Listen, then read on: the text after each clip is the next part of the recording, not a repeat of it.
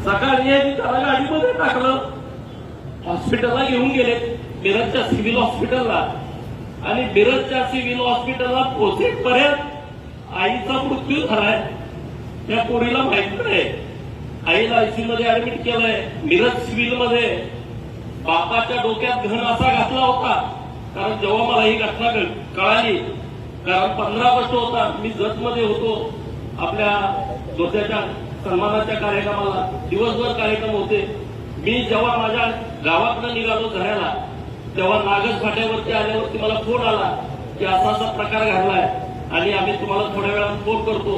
मी म्हणलं इथूनच वळू का तिकडं? नाही म्हणजे आम्ही तुम्हाला थोड्या वेळात फोन करतो, अर्ध्या तासानं. मग मी अर्ध्या पाऊण तासानं माझ्या घरी पोहोचलो.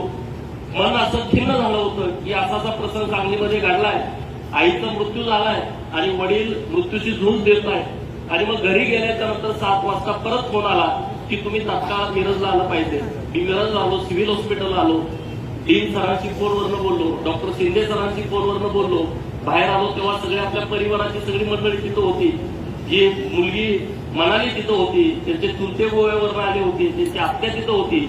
आता आईचा मृत्यू झालाय, पोरीला माहित नाही. आता सांगायचं कसं? पत्रकार मित्र सगळे तिथं होते. जेव्हा हॉस्पिटलमध्ये गेलो, डॉक्टरांशी बोललो, न्यूरोसर्जनशी बोललो, ते म्हटले की मोहनच्या डोक्यामध्ये हातोडीचा मोठा वार घन डोक्यामध्ये घातलाय आणि त्याची कवटी फुटून पूर्णपणे मेंदूमध्ये घुसलेली आहे, ब्रेन डेड झालाय, असं जेव्हा सांगितलं. मी म्हटलं काय तुमच्याकडे पर्याय? तुम्ही प्रयत्न करा, त्याला काही करून वाचवा, कारण या पोरांना बाप पाहिजे. आणि म्हटले काही प्रयत्न जरी केला तर यश येईल असं वाटत नाही. परिस्थिती खूप बिकट आहे, कारण बीपी प्रचंड लो आहे. हे सगळं इंजेक्शनवरती त्याला आम्ही आता टिकवलं आहे. आता पर्याय काय सांगा ना? दोष काय सांगा या मोहनचा आणि त्यांच्या सौभाग्यवतीचा?